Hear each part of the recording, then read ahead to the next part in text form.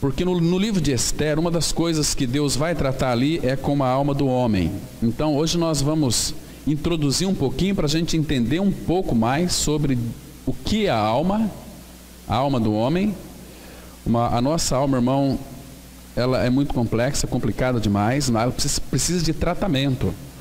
Já fomos regenerados, já cremos em nossa crucificação junto com Cristo. Morremos e ressuscitamos com o Senhor. Cristo é a nossa vida, fomos regenerados no nosso espírito.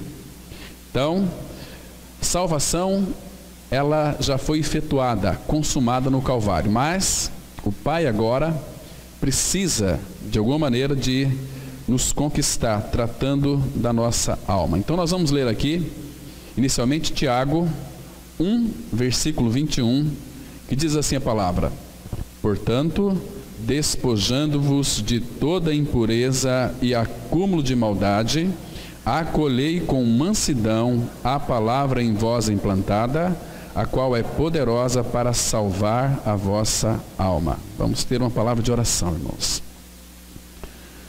Pai, pedimos, ó Pai, que nesta manhã Tu venhas trazer a revelação da Tua palavra para nós vermos o Senhor e conhecer, ó Pai, quem nós somos de fato. Pai, nós somos uma alma. Nós não temos uma alma, nós somos uma alma. E o desejo Teu é trabalhar em nossa alma, para que ela cada dia seja conquistada para o Senhor. Louvamos e agradecemos pela obra consumada do Calvário, onde ali, em nossa inclusão no corpo de Cristo, morremos e ressuscitamos, nós somos regenerados em nosso espírito. Nós também temos assegurado a redenção do nosso corpo. Essa obra Tu a realizaste sozinho. Mas agora, Pai, naquilo que concerne ao tratamento da alma, a salvação da nossa alma, o Senhor vai nos salvar, mas o Senhor vai fazer isso junto conosco. Que a gente venha, Pai, ter o entendimento aberto, um desejo acurado em sermos conquistados, em sermos trabalhados pelo Senhor, sermos lapidados, para que então possamos, ó Pai, deixar-nos a nossa alma no lugar que lhe é devido, para que Cristo venha reinar de uma forma soberana em nós, governar as nossas vidas e nos levar para aquele lugar espaçoso, que é a Tua glória, que é o céu, que é a Tua presença gloriosa eternamente. Por isso, Pai, nesta manhã, venha ministrar os nossos corações. Venha tirar as vendas dos nossos olhos, tirar as escamas dos nossos olhos, para que vejamos claramente sobre este assunto tão importante, no qual nós não conseguimos enxergar o Pai, mas com a ajuda do Teu Espírito, ministrando, revelando, mostrando o que de fato é a alma do homem. E nós queremos, ó Pai, um diagnóstico perfeito da Tua parte, para que o tratamento seja eficiente e eficaz. Por isso nós entregamos nas Tuas mãos este período que vamos passar aqui diante do Senhor, aos Teus pés. É no nome de Teu Filho que nós oramos. Amém. Mas vocês percebem aqui que no final desse versículo ele diz algo assim muito interessante, que a palavra implantada em nós é poderosa para salvar a vossa alma. Mas nós já não somos salvos? Sim, no nosso espírito já fomos salvos. Nosso espírito já foi regenerado, mas é necessário então, irmãos, a salvação da nossa alma. Essa carta aqui não foi escrita para ímpio, foi escrita para filho de Deus. Nós, irmãos, sem a ajuda do Senhor, nós vamos fazer muita confusão entre espírito e alma. Nós vamos confundir, se não for pela palavra, todo emocionalismo procede da alma, toda a sensação procede da alma, tudo aquilo que envolve emoção procede da alma. E muitas vezes, toda essa emoção, vontade e pensamento, nós confundimos que seja algo do espírito, mas não é. Por isso que, quando nós não temos esse discernimento, nós vamos incorrer num erro muito grave, confundindo aquilo que é espiritual mesclando com aquilo que é anímico, que é da alma, que é de Adão. Então nós temos que saber separar aquilo que é da alma e aquilo que é do espírito. Irmãos, se de fato nós não tivermos esse discernimento, nós vamos fazer uma confusão tão grande em nossas vidas. Nós sempre vamos desejar alguma coisa que seja extrasensorial, né, para que então as nossas motivações emocionais sejam percebidas por nós mesmos, aqueles arrepios, aqueles que as pessoas, quando estão num grande número de pessoas, às vezes no louvor, às vezes em oração, às vezes em manifestações totalmente estranhas, nós vamos achar que aquilo vem do Senhor, que eu estou sentindo a presença de Deus. Isso é um perigo muito grande. Nós não sentimos a presença de Deus. Nós cremos na presença de Deus em nós, porque sentir envolve o aspecto da alma. E a palavra fala que o justo vai viver pela fé, não pelo sentimento, né? Claro que as pessoas hoje, as mais carentes, elas são muito usadas pelo inimigo para que haja manifestações em nome de Deus, para que elas pulem, para que elas chorem, para que elas se emocionem. Tudo isto é alma. A palavra fala em 1 Coríntios 2, versículo 15, que o homem espiritual, ele discerne bem todas as coisas. Agora, o homem natural, ele não aceita as coisas do Espírito, porque para ele parece loucura. Ele não pode entendê-la, porque ela se discerne espiritualmente. Então ele quer sentir, ele quer um culto avivado, quer um culto animado, quer um culto onde os louvores extravasam os eflúvios da alma, e aí acontece coisas terríveis em nome de Deus, mas não tem nada a ver com o Senhor, né? Então a alma, irmãos, ela é formada, nunca se esqueça disso, ela é formada de mente, ela é formada de emoção e de vontade. O que é a alma? É minha mente, é minha emoção, é a minha vontade. Com a mente eu penso, eu raciocínio. Com a emoção eu sinto. Tudo isso é alma. E com a vontade eu decido, eu escolho e eu tomo as minhas decisões. Tudo isto é a alma que nós fazemos, né? Então a obra da cruz, irmãos, não se esqueça disso, que é muito importante. Ela não foi apenas uma salvação, mas ela foi uma tão grande salvação. Por quê? Porque ela atingiu o nosso espírito, regenerou o nosso espírito. Ela está salvando a nossa alma, porque é um trabalho que Deus vai fazer junto conosco.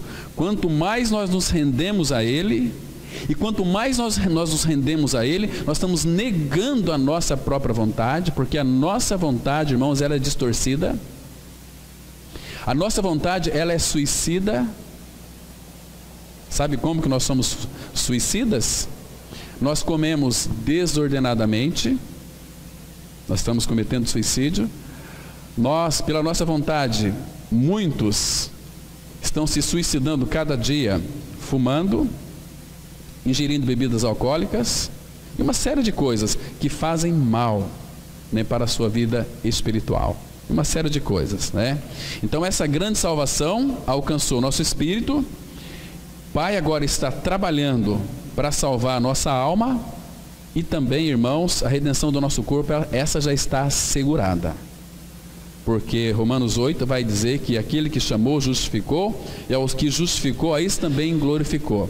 Então nós vamos receber um corpo semelhante ao corpo da sua glória. Esse corpo nosso que é corruptível, que a palavra fala, ele será transformado em um corpo incorruptível, que é um corpo glorificado, onde nós podemos nos aproximar da glória de Deus, do Senhor da glória, e não sermos consumidos, né? Porque com este corpo, se o Senhor da glória se apresentar diante de nós, literalmente, nós somos consumidos na hora, né?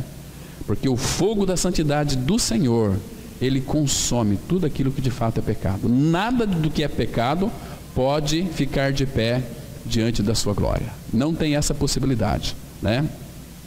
Então, irmãos, presta atenção aqui, que quando fala assim, portanto, despojando-vos, e só pode despojar quem foi crucificado com Cristo.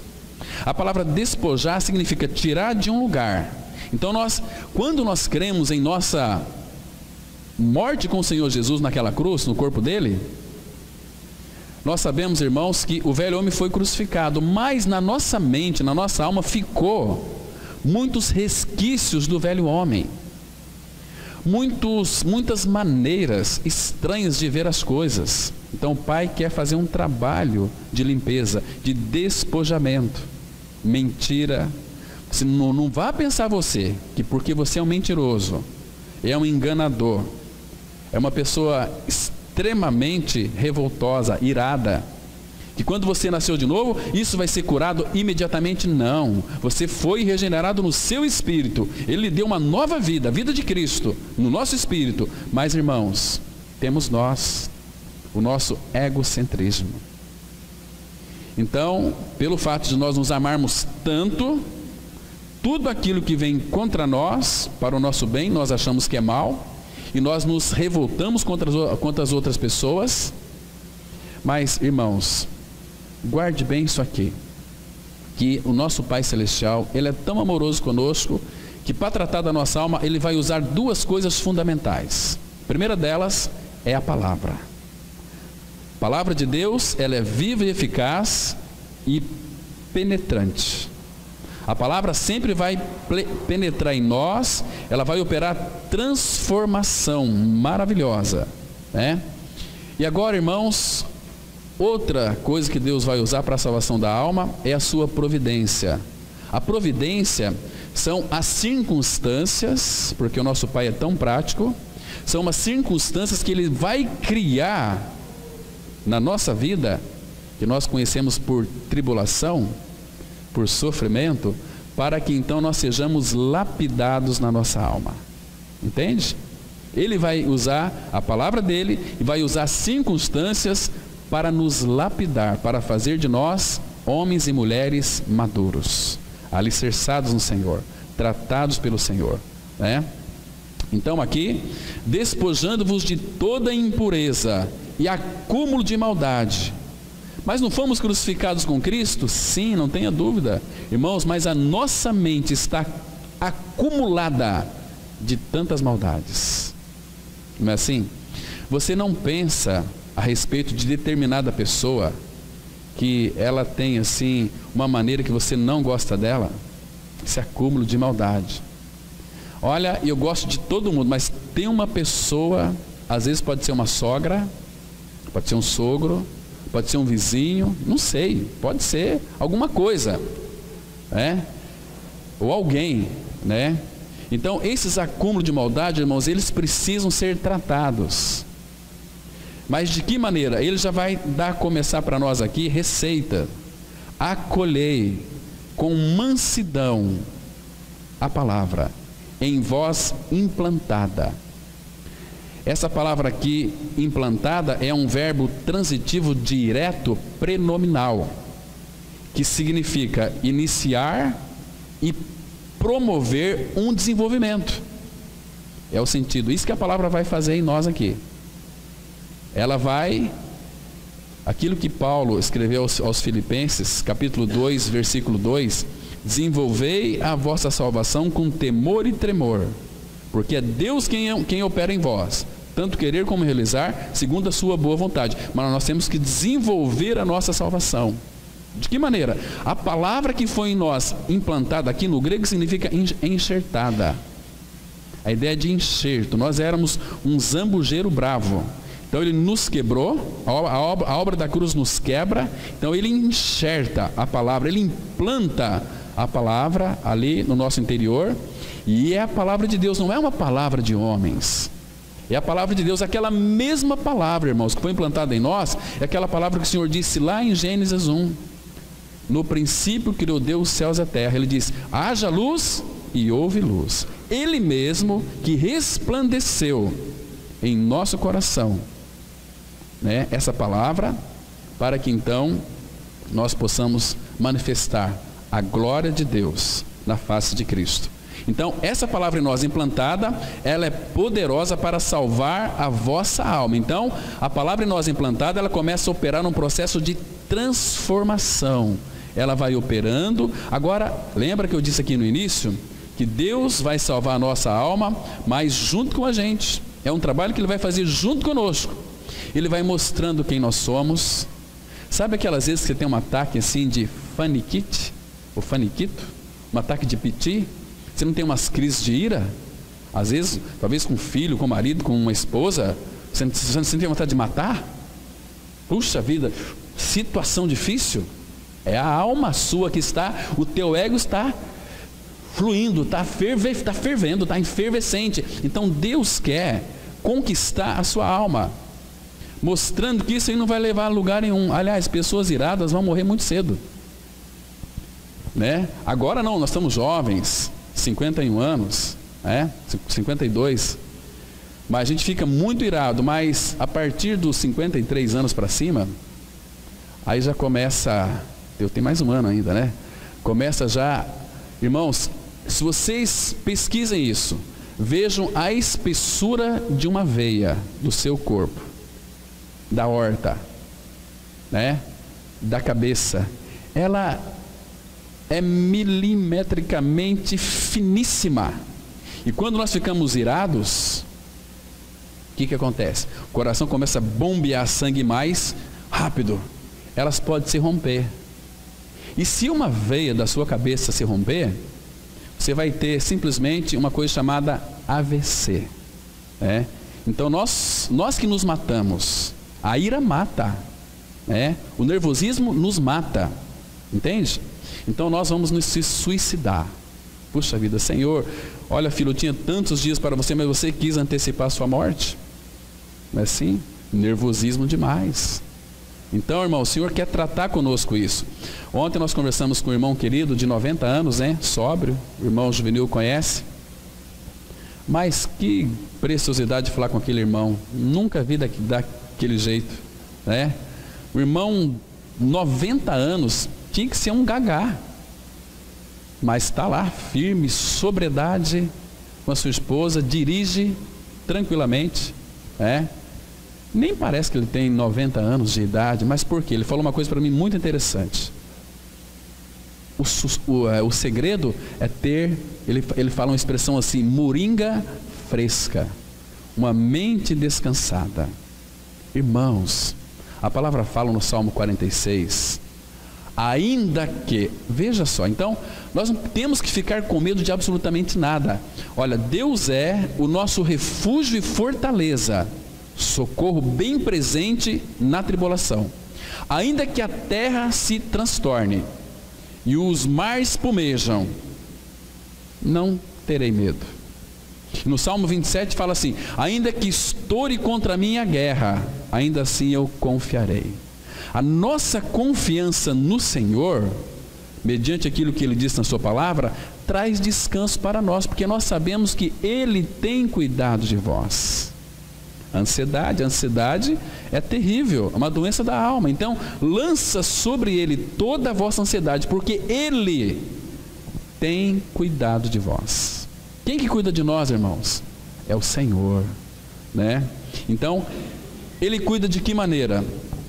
Manifestando a Ele mesmo, porque Ele é a nossa paz.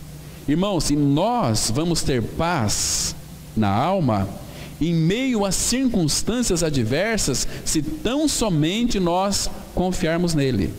E Ele diz para nós assim, aprendam de mim, que eu sou manso e humilde de coração, e vocês vão encontrar descanso para as vossas almas.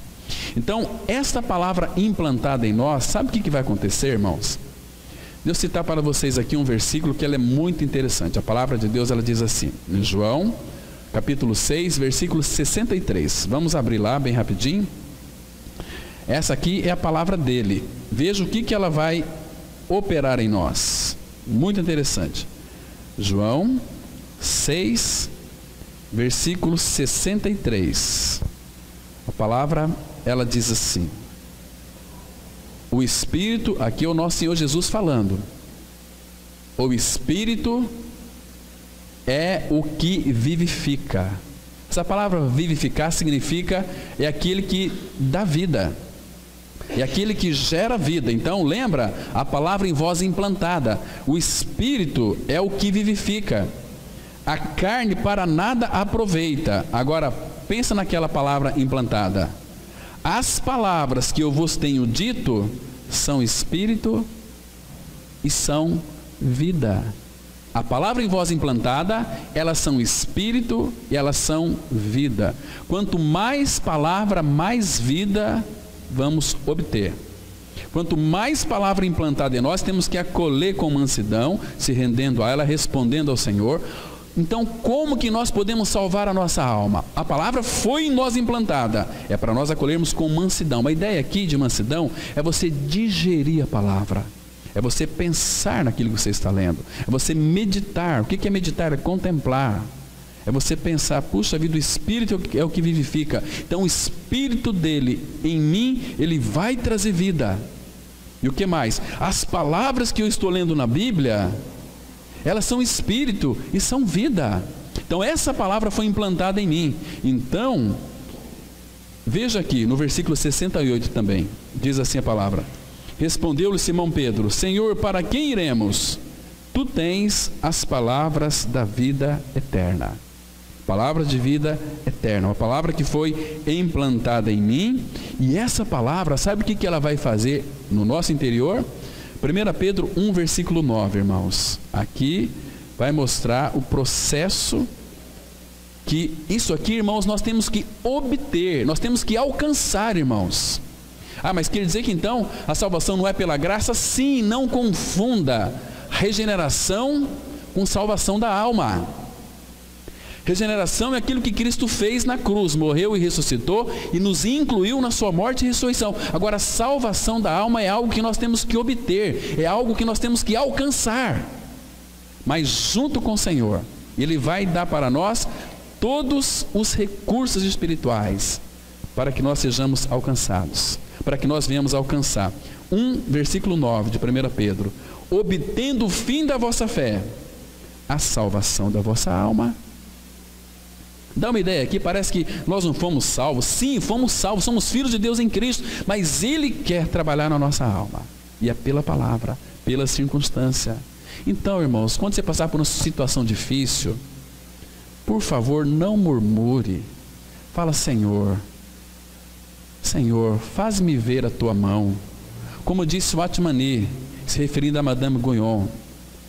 Madame Guyon foi uma mulher que ela escreveu uma frase assim: nós deveríamos, todas as vezes que umas pessoas falam mal de nós, todas as vezes que umas pessoas nos maltratam, nos xinga, fala coisas absurdas a nosso respeito, nós deveríamos chegar para essa pessoa, ficar de joelho e beijar a mão dessa pessoa, porque é o tratamento de Deus. Deus está usando aquela pessoa para tratar com a nossa alma, para nós nos humilharmos, falar: muito obrigado, você tem sido um instrumento de Deus. Mas o problema é que nós estamos tão cheios de nós mesmos, nós nos revoltamos contra as pessoas. Vocês estão me compreendendo, irmãos? Isso nós nunca vamos aprender a lição. Aí ele vai criar outras maneiras de sofrimento para alcançar a nossa alma, né? Então, qual é a resposta então aqui? Se o fim da vossa fé, obtendo ou alcançando o fim da vossa fé, é a salvação da vossa alma, então é algo que nós temos que alcançar. O Senhor vai salvar a nossa alma, mas junto conosco. Mas de que maneira? É nós obedecendo a palavra de Deus. Olha aqui o versículo 22. Como que a nossa alma ela é purificada, irmãos? Diz assim: tendo purificado a vossa alma pela vossa obediência à verdade. Estão me compreendendo aqui? Tendo em vista o amor fraternal não fingido, amai-vos de coração uns aos outros ardentemente. Quer saber se de fato você tem uma alma salva ou não?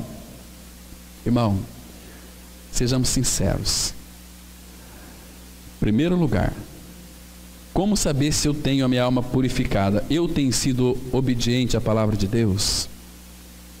Ou eu só tenho uma nomenclatura de evangélico, de crente? Ah, eu sou filho de Deus. Cuidado com essas confissões aí. sem ter essa realidade, porque quem é filho de Deus não precisa dizer que é. As pessoas vão ver que ele é um filho de Deus, pelas suas atitudes, pelo tratamento, pela sua cortesia, uma pessoa muito meiga, que tem a doçura de Cristo, que exala o bom perfume de Cristo. Tem muitos que tomam esses versículos para eles sem ter realidade. Nós somos o bom perfume de Cristo. Em que você é o bom perfume de Cristo? Agora, uma vez que eu obedeço à verdade da palavra, qual que é a finalidade? É ter em vista o amor fraternal. O que é o amor fraternal? É o amor entre os irmãos. Agora ele diz assim, olha, o amor fraternal não fingido. Irmãos, nós amamos uns aos outros. Nós amamos uns aos outros de coração. Nós amamos uns aos outros ardentemente. Não amamos, irmãos. Porque se nós amássemos uns aos outros ardentemente, a nossa vida de amor, de união, de unidade, iria contagiar toda essa cidade, todo esse país. Mas o nosso amor assim é com o pé atrás, né? O nosso amor é um amor de ouriço. Você conhece o ouriço? O ouriço, ele tem aqueles espinhos, né? Quando um irmão chega perto do outro, espeta o outro. É assim, vamos abraçar aqui, mas cuidado para não me machucar. É o ouriço que é assim. Fico pensando como é que no frio eles se juntam, né? Eles conseguem. Mas, irmão, nós temos muita dificuldade em amar uns aos outros. Quando é que nós vamos saber se estamos amando os irmãos ou não? É quando nós começamos a sentir saudade deles. Por que um pai e a mãe, nos seus afetos naturais, ama os seus filhos? Hoje eu vi numa rede social, tem uma mãe que está aqui, a filha está viajando, né? Já estamos com saudades. Por quê? Porque ama, né? Quer estar perto, quer estar junto. E assim deve ser a igreja do Senhor, que nós temos em nós o amor ágape, o amor de Deus, o amor imensurável. Então aqui, irmãos, tendo purificado a vossa alma pela vossa obediência à verdade, ou seja, respondendo ao Senhor com sim, Senhor. Sim, Senhor. Então vem uma dificuldade, vem uma provação, sim, Senhor, me mostre o que tu queres me ensinar com isso, porque eu quero aprender. Porque, irmãos, tem pessoas que passam por tribulações e mais tribulações, porque é filho de Deus, já creu em sua morte e ressurreição com Cristo, mas não querem ser tratados na sua alma. Eles passam por tribulação e não aprendem a lição. Olham para trás, sabe que muitas vezes nós ficamos atolados em tantas coisas, mas, irmão, o Senhor vai tratar conosco até que a gente aprenda a lição e obedeça a Ele. Estão me compreendendo, irmãos? Então esse é o sentido aqui. E lá em Lucas 21:19 a palavra fala assim: não para nós desistirmos, mas é na vossa perseverança que ganhareis a vossa alma. É sendo persistente. Senhor, eu quero. Senhor, trata comigo. Olha, eu fico assim, tenho comentado muitas vezes, né, com a minha esposa. Fala assim: nossa, amor, às vezes eu fico tão triste porque cadê as tribulações? Eu sei que eu não sou perfeito, sei que minha alma não foi tratada ainda, mas é tão ruim quando não tem tribulação, é tão ruim quando não tem problema, é tão ruim quando não tem sofrimento. Cadê eles? Nós não gostamos de dores, irmãos, e o Pai vai nos entristecer, vai nos fazer chorar, mas não é do agrado dele, porque Ele precisa de tratar com a nossa alma. Quando Ele inflige alguma dor para nós, é porque Ele nos ama e quer tratar conosco. Nós que damos aqueles pulos para trás, porque nós não gostamos de dor. Irmãos, mas se vocês soubessem quão importante é uma dor provocada pelo Senhor na nossa vida, para nos amadurecer, para nos fazer crescer, para nos lapidar de uma maneira tão especial. Então vamos aqui avançar um pouquinho e tratarmos sobre essa questão da alma. Alguém já disse com muita sabedoria que a batalha entre o céu e o inferno, Deus e Satanás, se passa em nossas almas. As manifestações da vida da alma geralmente podem ser classificadas em 4 divisões.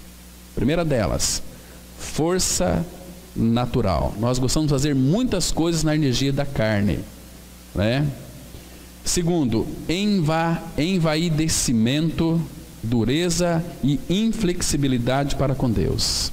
Nós somos duros, homens e mulheres de dura cerviz, nós não prostramos.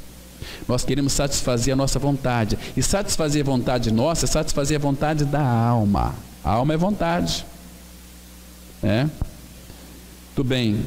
Terceiro, sabedoria própria, com muitas opiniões e planos. A palavra de Deus, ela diz assim, Provérbios 3:5.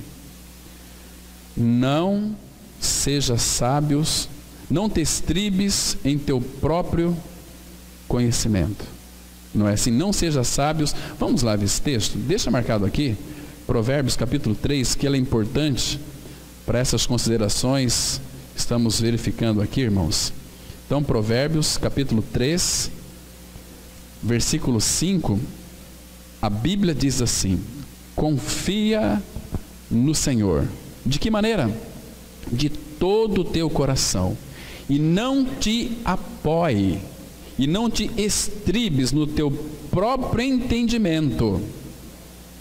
Então começa a vir aquelas situações difíceis. O versículo 6 fala: reconhece-o em todos os teus caminhos, caminho de sofrimento, caminho de tribulação, caminho de alegria.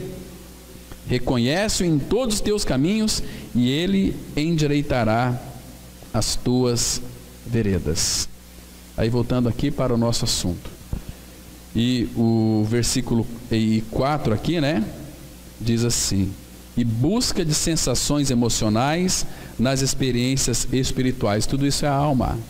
Tem pessoas que procuram essas sensações emocionais achando que é do Espírito, mas não é do Espírito. Então, pela palavra de Deus, nós vamos identificar aquilo que é da alma e aquilo que é do Espírito. Pela palavra. Hebreus 4:12, a palavra fala assim: a palavra de Deus é viva e eficaz e mais penetrante do que qualquer espada de 2 gumes. Ela penetra até o ponto de dividir alma e espírito. Então, pela palavra, nós devemos saber se aquilo é da alma, se aquilo é do Espírito. Eu estou sentindo a presença de Deus, eu estou pulando, glória a Deus, aleluia. Isso aí é alma. Alma é emoção, alma é vontade, alma é mente. Entende? Então as coisas são feitas em nome de Deus, mas não são de Deus. É pura alma. As pessoas se arrepiam, mas elas não têm discernimento espiritual. Se morrer, vão perecer, porque nunca experimentaram a sua morte com Cristo na cruz. E sem a nossa morte e ressurreição com Cristo, Deus não pode operar em nós uma transformação da nossa alma. Muito bem. Então, essas manifestações se devem ao fato de que a vida da alma é o eu, que por sua vez é força natural, e que as faculdades da alma são a vontade, a mente e a emoção. O corpo está sujeito às regras do pecado, está destinado a morrer. O espírito volta a Deus, mas a alma, que é a essência de quem nós somos, precisa ser tratada. Jesus morreu na cruz por cada alma, cada pessoa individual. Se rejeitarmos Jesus, seremos destruídos no inferno. Aí Jesus, ele disse algo muito importante aqui em Mateus 10:28, que diz assim: não temais os que matam o corpo e não podem matar a alma. Temei antes aquele que pode fazer perecer no inferno tanto a alma como o corpo. Entende, irmãos, que por causa muitas vezes de nós queremos honrar-nos a nós mesmos, nós negamos o nosso bendito Senhor, não confessamos diante das pessoas. Nós somos aqueles tímidos de Apocalipse 21:8, que serão muitas vezes lançados no lago que arde com fogo e enxofre, que é a segunda morte, Então aqui, irmãos, quem é o homem para que nós o tememos? Quem é o homem? Mas infelizmente muitos têm temido mais aos homens do que o próprio Senhor. Então temos que temer o Senhor. Essa palavra temer aqui é o sentido, não é de ter medo de Deus, porque, irmãos, o nosso Pai Celestial, Ele é amor, E Ele habitando em nós, Ele é o amor perfeito. E o perfeito amor lança fora todo o nosso medo. Nós não temos que temer nada e nem ninguém. Lembra daqueles irmãos do Antigo Testamento, que a palavra fala que eles serão aperfeiçoados por nós? Irmãos, mas se a gente for parar para pensar, aqueles irmãos do passado, porque a obra da cruz não havia se consumado ainda, eu acho que as almas deles eram tratadas. Porque diante dos imperadores, dos armados, vamos lançar vocês na fogueira. Se vocês não confessar aqui, ou se prostrar diante da estátua do rei, não, nós não vamos se prostrar não, temos um Senhor, que é Deus. E foram lançados para a fogueira, e não aconteceu nada com eles, porque Deus era com eles. Diante dos imperadores, se você confessar que Nabucodonosor, ele é Senhor, você vai escapar, mas se você confessar que Deus é Senhor, você vai morrer. Não, Deus é Senhor. Tem nada a ver com Nabucodonosor, é um homem fraco, um homem apodrecido pelo pecado. E Deus então guardava aqueles homens. E nós, irmãos, quando somos chamados diante de algumas autoridades, nós ficamos encolhidos com medo, parece que nós cremos num Jesus Cristo tão impotente, no Espírito Santo que não tem poder nenhum. Nós gostamos de falar das últimas novidades que acontecem na nossa cidade, as últimas novidades que vimos em determinadas situações. Nós somos, na realidade, fofoqueiros e fofoqueiras. Nós temos uma língua de trapo. Porque Paulo fala assim: não saia da vossa boca nenhuma palavra torpe, senão aquela que for boa para edificação, e assim transmita graça aos que ouvem. Não é assim? Porque quando acontece alguma coisa na nossa cidade extraordinário, nós pegamos o telefone e ligamos para um para outro. Olha, com aquela voz espiritual, né? Olha, estou te ligando, irmão, sabe por quê? Quero que você ora. Você sabe o que aconteceu com o fulano de tal? Fofoqueiro. Ora você lá no seu quarto. Ora ali, dobra o joelho. Mas nós temos essa necessidade, a nossa alma, nós gostamos de falar, né? Às vezes a pessoa quebrou o braço, a gente fala que quebrou o braço, mas eu acho que quebrou mais coisas também. Nós gostamos de aumentar as coisas, né? Isso é da alma do homem, né? Então, queridos, é por isso que a nossa alma precisa de tratamento. Como Deus faz isso conosco? Se Deus empreender a tarefa de te fazer um cristão maduro, ou seja, com uma alma tratada, é provável que não seja tão amável contigo como pintam os mestres populares. O escultor, ele não usa ferramentas de manicure para reduzir o mármore bruto e sem forma em uma bela peça. A serra, o martelo e o cinzel são ferramentas cruéis, mas sem elas a áspera pedra permaneceria para sempre sem forma nem beleza. Lendo aqui, irmãos, 1 Pedro 2, versículo 5, que diz assim a palavra: também vós mesmos, como pedras que vivem, sois edificados casa espiritual, para ser de sacerdócio santo, a fim de oferecer de sacrifícios espirituais agradáveis a Deus, por intermédio de Jesus Cristo. Lembre-se de uma coisa. Vocês conhecem o que é cinzel? Cinzel é uma ferramenta para lapidar, para dar forma em esculturas de madeira, de ferro e também de pedra. Então, a nossa essência, irmãos, é pedra, né? Então, quando nós nascemos de novo, nós somos pedras vivas, né? Irmãos, e quando você sabe de onde que nós viemos? Se nós somos pedras vivas, qual a nossa origem? De onde que nós viemos? Vamos pensar numa rocha bem grande, uma rocha do tamanho deste universo, porque é isso que o nosso Senhor é. A presença dele, a glória dele enche terra, céus e mar.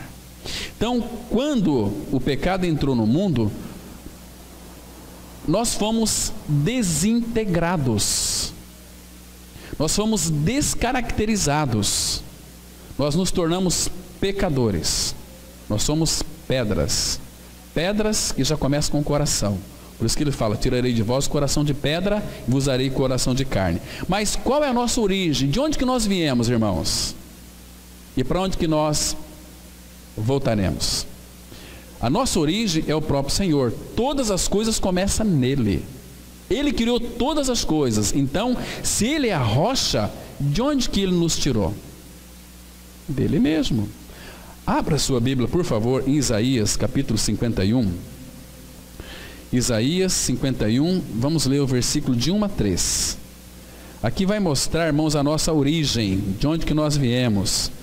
Nós fomos lascados quando nós saímos da nossa centralidade, que é o próprio Senhor. Ele diz assim, Isaías 51, verso 1. Olha que interessante aqui, irmãos, presta atenção. Como pedras que vivem, sois edificados casa espiritual, né? Então, o pecado, irmãos, ele nos desliga da rocha que é Cristo.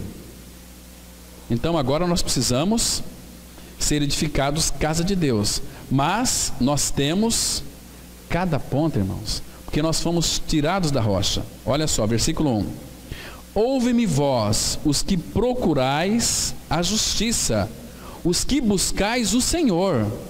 Olhai para a rocha, de que fostes cortados, e para a caverna do poço de que fostes cavado. Então, percebe aqui? Nós fomos como que cortados daquela rocha, lançados para a terra. Estamos aqui, pedras mortas. Mas uma vez regenerados, Pedro fala, agora sim, vocês são pedras, mas pedras que vivem. Mas cada pedra, irmãos, para ser edificados juntos, nós tem cada arestas, né? Nós gostamos de acotovelar as outras pessoas. Aquilo que nos incomoda, irmãos, nós queremos ser edificados como nós planejamos. E Deus quer nos edificar de uma maneira adequada. Senão nós vamos encaixar um ao outro para construir um edifício vivo para ser habitação de Deus. Então por isso que Ele vai usar o cinzel, o martelo, a circunstância, a cruz, a palavra, para tratar com a nossa alma, né? Então veja como é que Ele fez isso aqui no versículo 2. Olhai para Abraão, porque ali começou todas as coisas, em Abraão, vosso pai, e para Sara, que vos deu a luz, porque era ele único quando eu o chamei, o abençoei e o multipliquei. Então nós também somos descendentes de Abraão quando cremos em Cristo crucificado. Agora olha o 3, que texto precioso, irmãos. Diz assim: porque o Senhor tem piedade de Sião, terá piedade de todos os lugares assolados dela, e fará o seu deserto como o Éden, e a sua solidão. Ah, irmãos, como nós temos saudade dele. Por isso que as pessoas não têm paz, porque vivem uma solidão interna, que eles pensam que se satisfarão com coisas externas, mas a nossa solidão é interna. A minha alma tem sede, tem saudade dele, né? Solidão. O que mais aqui, né? Como hoje, olhem, então, fará o seu deserto como Éden, e a sua solidão como o jardim do Senhor. Regozijo e alegria se acharão nela, ações de graças e som de música. A partir do novo nascimento, irmãos, nós já temos uma alegria que a gente não consegue mensurar essa alegria, uma alegria tão preciosa. Entende aqui, irmãos? Mas nós fomos então tirados daquela rocha, e Ele não parou por aí, Ele veio ao nosso encontro. E agora Pedro fala assim: vocês, como pedras que vivem, sois edificados casa espirituais, agradáveis a Deus por intermédio de Jesus Cristo. Então, como que o Pai vai nos edificar? O que é casa de Deus, irmãos? Casa de Deus é o templo aqui onde nós nos reunimos. Isso aqui não é casa de Deus. Ah, vamos lá na casa de Deus. Isso é um absurdo, isso é heresia. Nós somos a casa de Deus. Então, nós somos pedras vivas. Essas pedras aí são pedras mortas, não tem nenhum valor, né? Mas nós somos, uma vez regenerados, somos essas pedras vivas. Agora Deus o Pai quer nos edificar, mas para isso Ele tem que tratar com a nossa alma, para que nós sejamos morada de Deus no Espírito. Abra sua Bíblia, por favor, em Efésios capítulo 2. Deixa eu explicar melhor para vocês. Efésios capítulo 2. Olha que interessante aqui, a partir do versículo 20. Efésios 2, versículo 20. Que texto maravilhoso. Efésios 2, 20. A palavra ela diz assim: edificados sobre o fundamento dos apóstolos e profetas, sendo ele mesmo, Cristo Jesus, a pedra angular, a pedra de esquina, a pedra fundamental, né? No qual todo edifício bem ajustado, está vendo aqui onde que começa a nossa edificação? Bem ajustado, bem encaixado. Então aí, quando nós estamos bem ajustado, cresce para santuário dedicado ao Senhor, no qual também vós, não sozinho. Tem muita gente que pensa o seguinte: eu vou ser edificado sozinho, eu não vou me reunir como igreja do Senhor, vou ficar em casa. Não, você não vai ser edificado, você está fora daquelas pedras vivas, no qual Deus vai edificar um edifício para a morada dele. Deus habita no meio do seu povo, entende? É muito triste, irmãos, quando as pessoas perdem essa visão, porque a sua alma não foi tratada, eles estão cheios de si mesmo, cheios de orgulho. Eu já sei tudo, não preciso de mais nada. São pessoas que vão perecer, perder a sua alma. Então, no qual também vós juntamente estáis sendo edificados, cada dia estáis sendo, é um gerúndio, estáis sendo edificados para a habitação de Deus no Espírito. É um presente contínuo, nós somos edificados, porque existe na nossa alma, nós somos pedras vivas, muitas arestas a ser lapidadas, e quando Deus nos lapida, corta as nossas arestas, a gente sofre, a gente sente dor. Nós não gostamos de sentir dor, irmãos. Vocês estão me compreendendo? Então, mas Ele vai fazer o trabalho e vai usar o cinzel, vai usar o martelo, Ele vai usar para quebrar essas pedras, aquelas pontas, até que se encaixa direitinho. Aí vamos estar sendo edificados juntos. Por isso que Ele falou lá: amai-vos uns aos outros com amor ardente, não finge, seja um amor assim expressivo. Percebe? Pois só assim nós vamos obedecer a palavra, seremos purificados, e Ele vai encontrar em nós caminhos para a edificação da casa de Deus. Porque a casa de Deus somos nós mesmos, né? Quer ver só? Abre mais um texto lá, 1 Timóteo, versículo 14 e 15. 1 Timóteo 3, 14 e 15. Olha que texto maravilhoso, irmãos. Diz assim, 1 Timóteo 3, 14 e 15. Escrevo-te estas coisas esperando ir ver-te em breve, para que, se eu tardar, fique ciente de como se deve proceder na casa de Deus.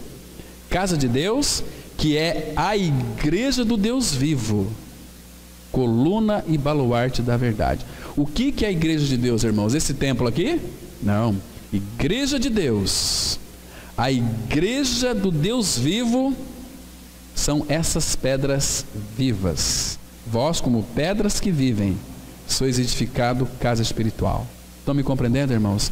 É tão fácil compreender isso, irmãos. Agora, quando nós temos esse conhecimento, fala: Senhor, ajuda-me, ajuda-me, trata-me a ser uma bênção na vida dos meus irmãos. Então, para sermos edificados, é necessário o trabalho da cruz e a sua palavra em nós.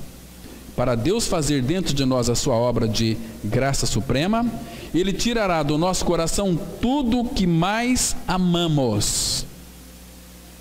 Porque nós temos muitos ídolos no nosso coração. É filho, é carro, é uma série de coisas, né? Amamos o nosso lazer, né? Às vezes o nosso lazer fora da vontade do Pai também, isso é uma profanação, né? Tudo aquilo em que confiamos será tirado de nós. Onde estavam antes os nossos tesouros mais preciosos, jazerão em montes de cinzas. Tudo aquilo que achamos que é precioso em nós, Ele vai remover, Ele vai destruir definitivamente pelo trabalhar da cruz. Às vezes nós achamos tantas coisas preciosas em nós, né? Eu sou tal, eu sou muito inteligente, eu sou sábio, eu sei fazer isso. Irmãos, se nós fizermos isso e o Pai não for glorificado em nós, Ele vai remover de nós. Porque isso é um empecilho na nossa alma para que nós sejamos edificados. Então, tudo aquilo que você acha que é precioso na sua vida, Deus vai ter que destruir. Vamos ler aqui Salmo 39, 11, diz assim a palavra: quando castigas o homem com repreensões por causa da iniquidade, destróis nele como traça o que tem de precioso. Com efeito, todo homem é pura vaidade.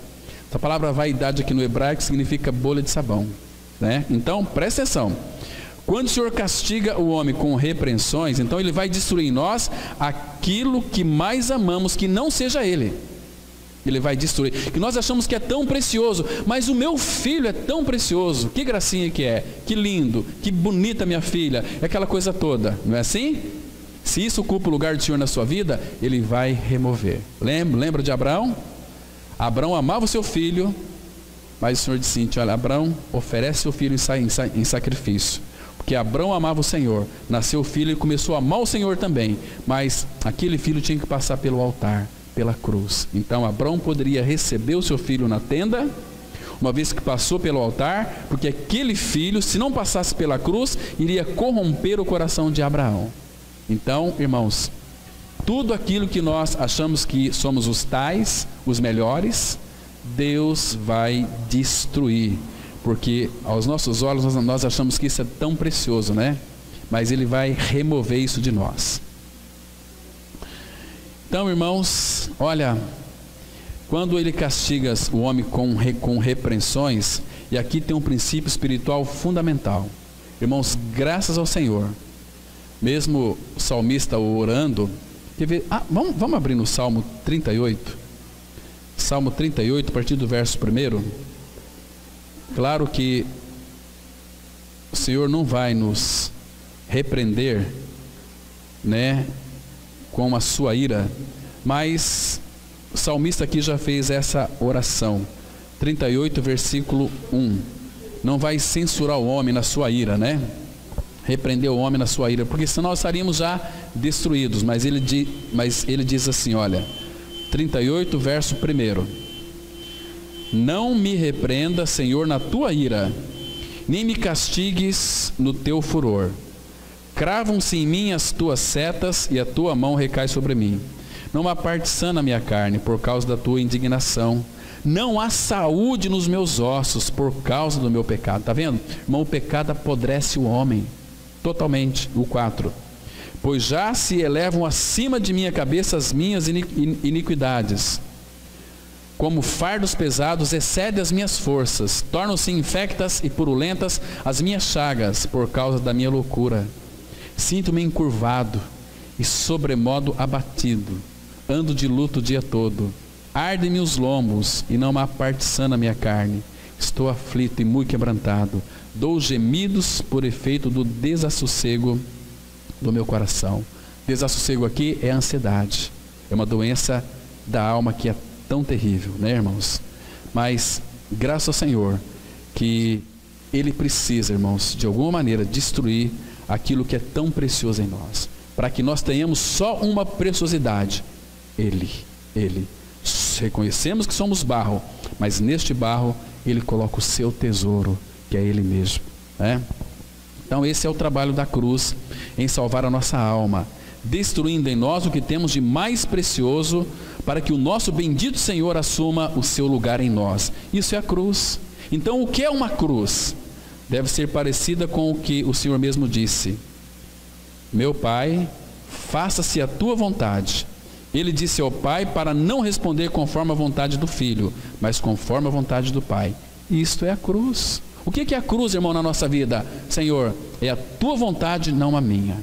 Senhor, eu quero isso, mas não seja a minha vontade, seja feita a tua vontade. Isso é cruz. Quando nós, de fato, vivemos segundo a vontade do Pai, e a oração que nós fazemos é essa aqui, né? Seja feita a tua vontade, assim na terra como no céu. Isso é cruz. Mas, irmãos, a vontade dele tem sido o anelo do nosso coração na nossa vida, é?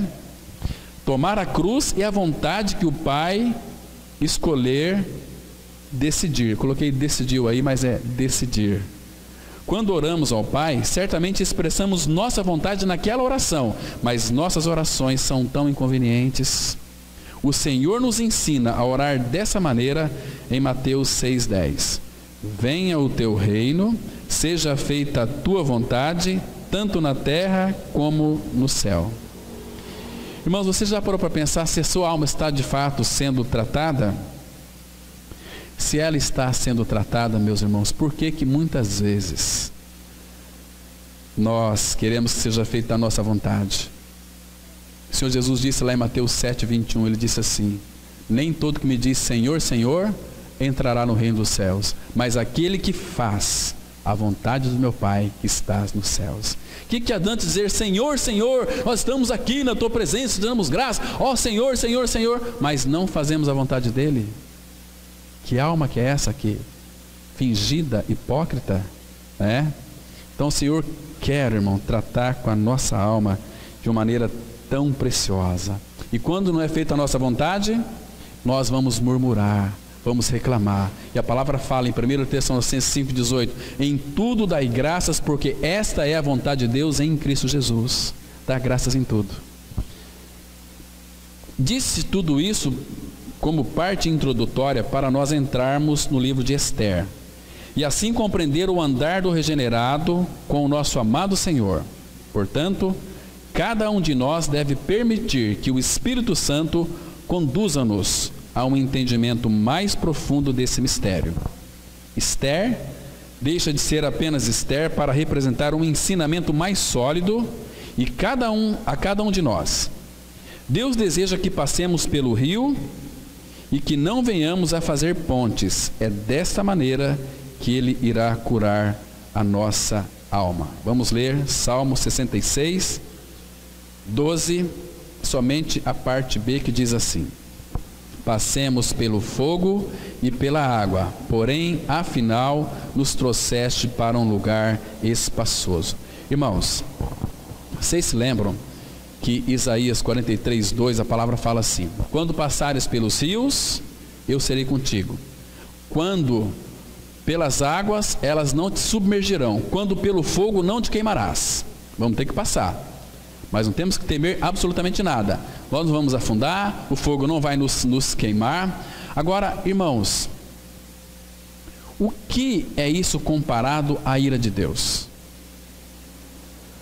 sobre o pecado? Sabe aquele cálice da ira de Deus? Quem foi que bebeu aquele cálice da ira de Deus? Quem que bebeu? Foi o nosso Senhor. O nosso Senhor. Então, você e eu, nós jamais iremos tomar daquele cálice, porque ele esgotou todo o cálice da ira de Deus. Ele provou na cruz a morte por cada um de nós, irmãos. Irmãos, e tem um texto lá no livro do profeta Isaías que vai mostrar exatamente isso, que nós nunca vamos provar deste cálice da ira de Deus se estivermos em Cristo. Mas se nós não estivermos em Cristo, nós podemos ser até evangélico, até crente, mas sem novo nascimento, a pessoa, quando falecer, ela vai ter que experimentar toda a ira de Deus contra o pecado, porque ela rejeitou o amor da verdade para ser salva. Então Deus vai julgá-la com toda a sua ira e vai consumir aquela pessoa. Mas Cristo já veio e na cruz Ele bebeu toda a ira de Deus. Para quê? Para que nós nunca pudéssemos saborear daquele cálice terrível, mas Ele tomou. Abra lá em Isaías capítulo 51. Irmãos, que texto lindo esse aqui. E guarde bem esse versículo, irmãos. Então, Cristo, Ele experimentou na cruz toda a ira de Deus, mas eu e você, nós não iremos tomar essa ira jamais. Versículo 22 e 23 de Isaías 51, a palavra diz assim, preste bem atenção nesses dois versículos aqui, irmãos. Eles são tão preciosos para o nosso coração. Isso aqui nos faz nós amarmos mais o nosso amado Senhor. Diz assim, Isaías 51, 22. Assim diz o teu Senhor, o Senhor teu Deus, que pleiteará a causa do seu povo. Agora veja aqui, irmãos, onde que ele foi, olha em qual mão que estava o cálice da ira dele. Ele diz assim, eis que eu tomo da tua mão o cálice de atordoamento, o cálice da minha ira, jamais dele beberás. Está vendo? Por que nós jamais iríamos beber dele? Porque o Filho tomou da nossa mão esse cálice. Falou, isso aqui, deixa comigo, eu vou experimentar esse cálice. Versículo 23. Poloei nas mãos dos que te atormentaram. Claro, vai tratar com Satanás. Que disseram a tua alma, abaixa-te, para que passemos sobre ti. e tu puseste as costas como chão e como rua para os transuentes. Irmãos, uma vez que ele tomou o cálice da ira, qual a nossa dificuldade em deitar no chão, que as pessoas passem sobre as nossas costas? Nenhum problema, pode passar à vontade. Isso é humilhação para nós? É humilhação, mas é uma característica do Filho de Deus, porque o Filho de Deus, o Senhor Jesus, ele foi humilhado, ultrajado, e nós aqui nesse mundo não seremos diferentes também. As pessoas vão nos humilhar, vão nos ultrajar, nos maltratar, passar sobre as nossas costas, nossa cabeça, mas no final ele vai nos trazer para um lugar espaçoso. Como Deus obterá o seu testemunho na terra, quando os homens e as mulheres vivem tão somente para si mesmos? A igreja de Deus não pode ser separada da sua presença e testemunho. O objetivo da igreja na terra é também dar testemunho de Cristo e manifestar a sua glória. A igreja é como a lua, que não possui luz própria, mas pelo fato de voltar sua face para o sol da justiça, adquire a sua glória e, consequentemente, reflete a sua luz. Então, quando as pessoas conseguem ver a glória de Deus na igreja, entendemos que a igreja cumpriu o seu dever ou cumpriu o seu papel. Somente quando a igreja retém a cabeça, ela o expressa e ao mesmo tempo cresce o crescimento de Deus. Colossenses 2,19, a palavra fala assim: retendo a cabeça, da qual todo o corpo, suprido e bem vinculado por suas juntas e ligamentos, cresce o crescimento que procede de Deus. Essa palavra aqui, retendo a cabeça, no original significa não se mantendo unido a Cristo. Quando nós não retemos a cabeça, nós não estamos unidos a Cristo. Nós não estamos retendo a cabeça. Então, nós não vamos crescer, irmãos, porque nós temos uma responsabilidade, questão da unidade que foi feita. Ele diz lá em Efésios 4, versículo 3: esforçando-vos diligentemente por preservar a unidade do Espírito no vínculo da paz. Então é nossa responsabilidade vivermos em unidade, entende? Percebe, irmãos, que o reunir da igreja não é um mero reunir da igreja apenas, é algo tão precioso, é onde nós somos edificados, é céu na terra. Então, quando olhamos para o livro de Esther, chegamos à conclusão de que vivemos situação semelhante. Os nomes de muitas pessoas parecem ser mais importantes que o do Senhor Jesus. Os ateus estão em evidência e muitas vezes fazem com que tenhamos sentimentos equivocados, afirmando que Deus não está nem na terra nem no céu. Mas a Escritura afirma no Salmo 139, de 7 a 10, que diz o seguinte: para onde me irei do teu espírito? Ou para onde fugirei da tua face? Se subir ao céu, tu aí estás. Se fizer no céu a minha cama, eis que tu ali estás também. Se tomar as asas da alva, se habitar nas extremidades do mar, até ali a tua mão me guiará e a tua destra me susterá. Irmãos, como vamos fugir da presença do Senhor? Jonas tentou fugir, não teve jeito. Jeremias 23 fala que alguém vai se ocultar da minha face. Quem? Ananias e Safira queria fazer uma maracutaia lá, tentando enganar, Pedro, mas estava enganando o próprio Senhor. Não tem jeito, irmãos, O livro de Esther não é de difícil interpretação. O livro de Esther é um livro de ação e Deus age continuamente por meio de seus filhos. Em Esther, damos uma olhada por trás das cenas da luta contínua de Satanás contra os propósitos de Deus e, sobretudo, contra o seu Messias prometido. Assim como Amã conspirou contra os judeus a fim de destruí-los, dessa mesma forma Satanás tem se colocado contra Cristo e o povo de Deus. Irmãos, só um detalhe aqui. Então, domingo que vem nós vamos começar a entrar no livro de Esther para nós analisarmos, irmãos, ali todos os nomes que são mencionados, nos quais Deus está oculto. No livro de Esther, são 10 capítulos e em nenhum momento é mencionado o nome de Deus. Senão não vai encontrar ali o nome de Deus. Mas nós vamos ver Deus agindo em todas as circunstâncias. É tão maravilhoso. E ali também ele vai mostrar o que é a nossa alma. Então esse livro, hoje nós fizemos uma introdução do que é a alma, como Deus quer tratar com a nossa alma. Agora nós vamos entrar nos aspectos práticos do tratamento da alma. Senão nós não vamos crescer, irmãos. Nós vamos ser eternas crianças, bebês. 40 anos que eu conheço a palavra, mas estamos dentro de um chiqueirinho brincando com o nosso chocalho, né? E aí daquele que pegar o meu chocoalinho, eu vou chorar, vou fazer birra, vou fazer bico, né? Mas ele quer tratar com a nossa alma. Mas a Escritura, ela fala aqui, Romanos 8:31, que diremos, pois, à vistas destas coisas? Se Deus é por nós, quem será contra nós? Quem será contra nós?